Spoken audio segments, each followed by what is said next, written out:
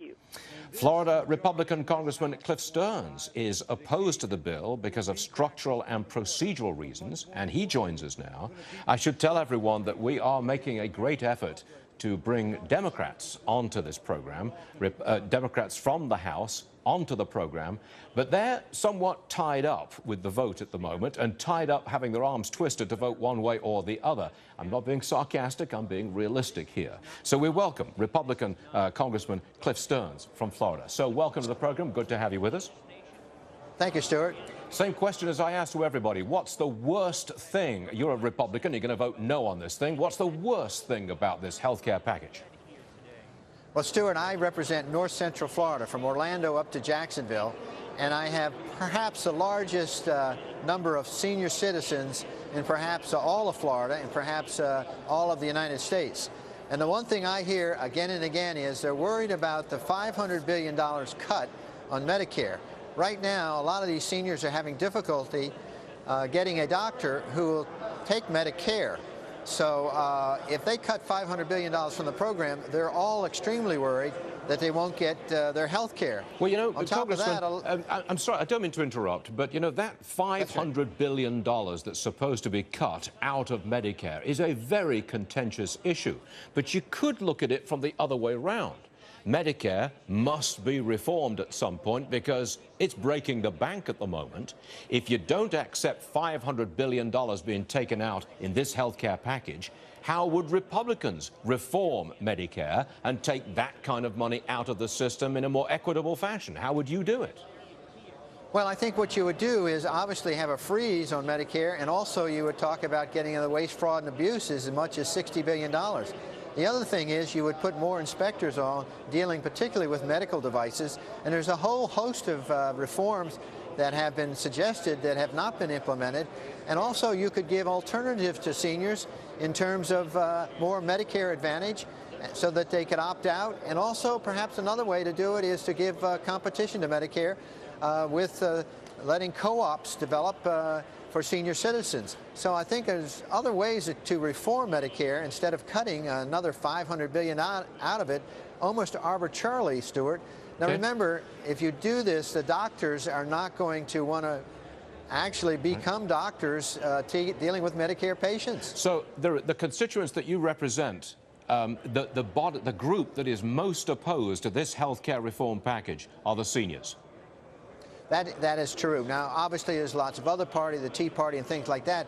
But the time when I do my town meetings from Jacksonville to just above Orlando, I hear a central theme is what's going to happen to Medicare, what's going to happen to Medicare Advantage, which is a program that supports supplemental to Medicare, and they're just worried. So, you know, I think the president's got at least the seniors population in the United States almost traumatized by this huge cut in Medicare.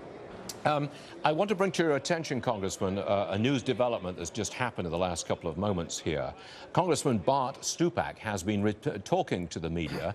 As you know, Congressman, Bart Stupak has been firmly in the no column, and there is some question about whether he's going to move over into the yes column. At the moment, he is still a no vote. That's just into us here at Fox Business. He's still a no vote. But negotiations are continuing. He was asked, how many votes do you have on your side on the abortion issue? He replied, enough to kill or pass the bill. Congressman Stearns, any comment on that? Yes, Stuart. The president has said that he's going to issue an executive order to satisfy Congressman Stupak and the 12 other people that support his idea about pro-life. Now, the way he's going to do this basically is he's going to sign the bill and then issue an executive order, which would be the Hyde Amendment, which is that you can allow abortion for rape, incest, and the life of the mother. But let me just say to Stuart, to you I'm sorry, and I'm going to interrupt you, Congressman, and I do apologize for interrupting, but sure, do you know, as you've suggested, that the president has indeed issued an executive order on the subject of abortion? Do you know that for a fact? He has not issued it, but he's told the Stupak people that I'm going to do that, and this will be confidence that you can have by voting for the health care bill on the floor, because I'll issue this executive order which will take care of your pro-life concerns.